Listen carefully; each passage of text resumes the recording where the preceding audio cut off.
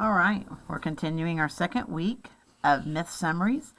I spent the first week modeling the first 3 stories for you.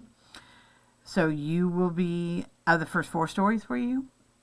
So this week you will be taking control of writing your own summaries. You're going to be reading 3 texts. You're going to be reading Atlanta. You're doing this on Monday and Wednesday. Heracles, which is Hercules. Heracles is what the Greeks called him, and Hercules, which is what we know him as, is what the Romans called him. And then you're going to also do Bellerophon.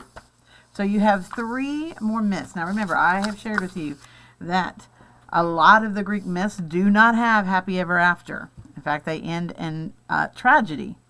And at that particular time of the culture of ancient Greece,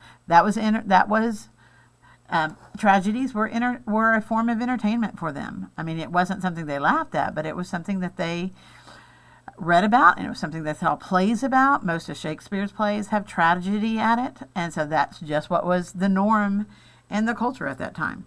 So you're going to read the front and back of Atlanta. You're going to be paying attention to the main characters. You're going to be paying attention to the setting. You're going to be paying attention to the 5 main events. And then on your notebook paper, just like we have done with the first 3, you're going to then use this information. You're going to have it complete sentences.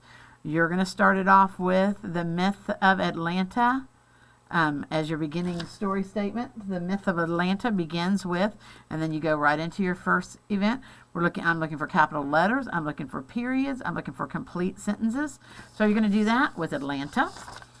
You're going to do that with Heracles. Now remember, we know him as Hercules, but it's still the same hero. You're going to read the front and the back. You're going to complete your chart with the main characters. Where did it take place? Main events.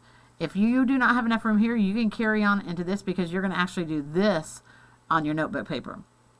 So you're going to take your information and then you're going to write a complete paragraph. It should be 5 sentences with each of these main events.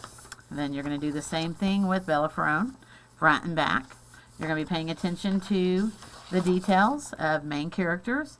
Where did it take place? Events. Again, if you need more room, you can go down here. But on your notebook paper is where you're going to be writing your summary paragraph. So you will be needing to send in back to school these texts, the organizer complete, and the notebook paper.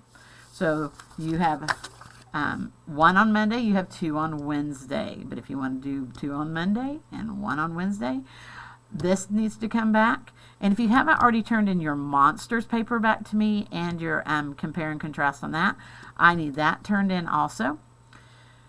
So we are winding down on our myth summaries.